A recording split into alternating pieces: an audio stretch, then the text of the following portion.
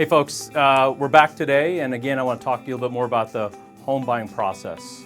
We talked about the pre-qualification stage, and then we talked about actually finding the house that you want to ultimately purchase.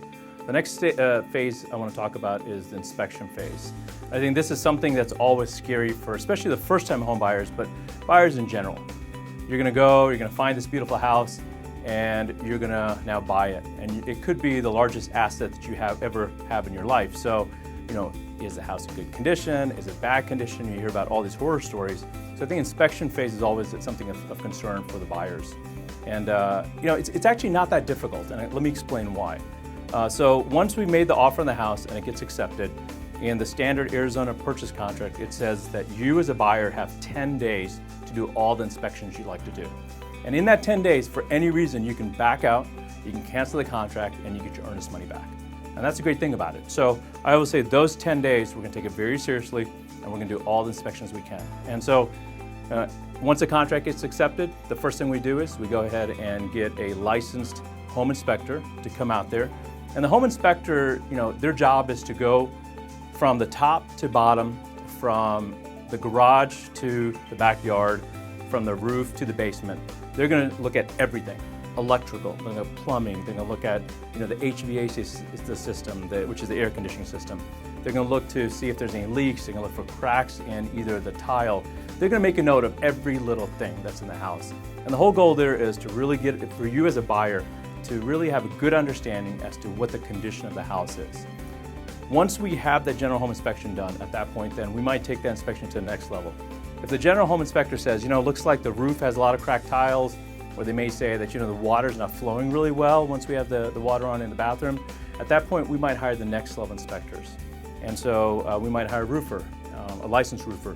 He's going to go on top of the roof, he's going to maybe crawl in the attic, he's going to look for what's the condition of the roof. And again, the whole goal is not to say that the house is in great condition, but really for you to have a better understanding as to what the condition of the house, so you can make an educated decision as to do you want to proceed with the sale or do you want to cancel it. So we may do a roofing inspection, we may do an air conditioning inspection, we may do a plumbing inspection. Those are second level inspections we do. Once we've got all those inspections done, then we also go ahead and put together what's called a buyer's inspection notice and seller's response document. And that's just a document that says, hey, the buyers have completed the home inspections. There are areas that they've found that need to be repaired, and we'd like the seller to make these repairs. And we list those repair items. The seller then takes that list of repairs, they go through that list, and they come back and say, hey, we'll make these repairs. And they can either make all the repairs, they can make some of the repairs, or they can make none of the repairs. If they come back and don't make 100% of the repairs, then you as a buyer can also cancel the contract and get your earnest money back. And so I always tell the buyers that you're in full control of the process, and if there's for some reason you don't like anything during the inspection phase, you can back out and then we can find you another house.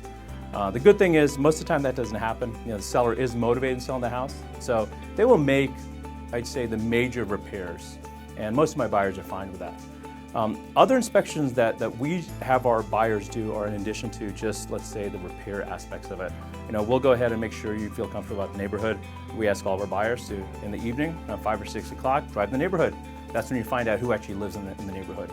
We'll ask you maybe even to knock on the doors of the neighbor and just say, hey, you made an offer on the house. What do they think about that? And usually your neighbors will be very open. They'll tell you all about the neighborhood.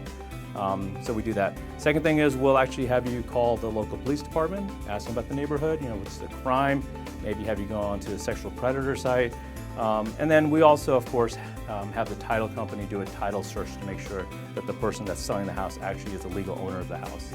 So, it's a pretty rigorous inspection phase. I think that's the great thing about buying a house in Arizona, in that we've got a very set type of process we go through.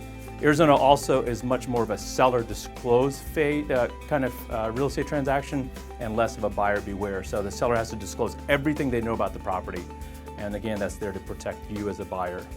So that's the buyer inspection phase. We take the inspection phase very serious. And so we'd love to work with you on helping you find that house.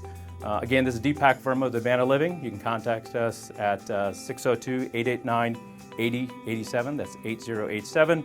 Or visit us on the web at advantaliving.com. Thanks for your time and have a great day.